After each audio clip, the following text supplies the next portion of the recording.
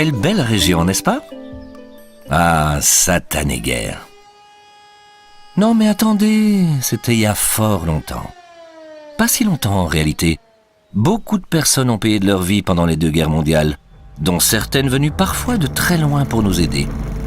L'histoire de ces conflits est très présente dans l'Eurométropole. À ce propos, saviez-vous qu'une des figures emblématiques de la Seconde Guerre mondiale était née dans l'Eurométropole? J'imagine que vous voyez de qui je veux parler. En octobre 1914, le front se fige à quelques kilomètres d'Ypres en formant un saillant dans les lignes allemandes. La cité flamande verra ainsi se dérouler à ses portes 5 batailles successives pour lesquelles seront mobilisés des soldats venus du monde entier. Aujourd'hui, dans le musée In Flanders Fields, situé dans la halle aux draps d'Ypres, reconstruite à l'identique, vous pourrez suivre le parcours d'un soldat ou d'un civil de l'époque pour mieux comprendre l'histoire de la Grande Guerre. La commune de Fromelles fut quant à elle le théâtre de terribles combats opposant soldats allemands et combattants du Commonwealth. Beaucoup y laissèrent la vie. En 1916, lors d'un combat qui dura 24 heures, on dénombre pas moins de 2000 Australiens et 1500 Britanniques tués, sans parler des 3500 blessés.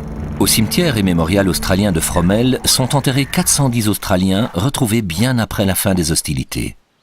Ici, vous êtes au mémorial britannique de Ploegsteert. On y célèbre la mémoire de plus de 11 000 soldats du Commonwealth tués durant la Grande Guerre.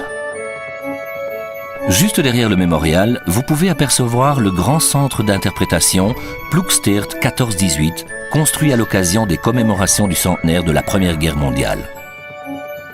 L'Eurométropole, et plus spécifiquement la Flandre, compte quelques dizaines de cimetières militaires. Par exemple, le Keizelberg Military Cemetery à Wevelgem, là, ou aussi le French Military Cemetery à Zulte, ici. Également le Flanders Field à Waregem, juste là, le British Military Cemetery à Harelbeek, ainsi qu'un nombre important de cimetières allemands, là, et encore là, et aussi là. Alors les amis, ne me dites pas que vous n'avez toujours pas trouvé. C'est pourtant simple. Nous avons évoqué la Première Guerre mondiale, mais je vous ai indiqué que ce héros, né dans la région, s'était illustré pendant la Seconde Guerre mondiale. Alors, la Seconde Guerre mondiale a durement touché l'Eurométropole. Parmi les victimes, de nombreux résistants. Une visite au fort de Bondu permet d'en savoir plus, car on y explique notamment le rôle de la résistance et plus particulièrement celui de 68 héros qui ont donné leur vie pour la liberté. Celui que nous cherchons ne se trouve pas non plus ici, mais vous y trouverez peut-être un indice. Le musée du 5 juin 1944, Message Verlaine à Tourcoing, permet de découvrir un blockhouse entièrement restauré qui a joué un rôle important lors de ce conflit. C'est effectivement ici, dans le centre d'écoute radio de Tourcoing, que fut capté et compris le message de Radio Londres, extrait d'un poème de Verlaine, et qui annonçait le débarquement en Normandie. Les sanglots longs des violons de l'automne. En effet, oui, la radio, le général de Gaulle, héros qu'on ne présente plus, y fit l'un des plus célèbres appels radio de l'histoire. Le 18 juin 1940, il appela les militaires à continuer la lutte. Cet appel marqua le début de la France libre et du combat de la résistance face au régime de Vichy et aux soldats allemands.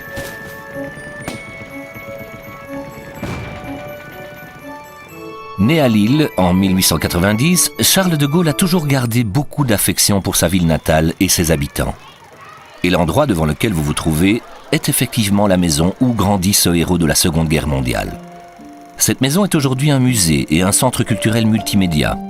On peut notamment y visiter les différentes pièces de la maison conservées comme à l'époque, mais également assister à des conférences et des expositions temporaires. À ce propos, saviez-vous que le général de Gaulle était friand des fameuses gaufres à la vanille de la pâtisserie Meert? Allez, sur ce coup-là, c'est moi qui invite. Ah, il faut le dire, les émotions, ça creuse.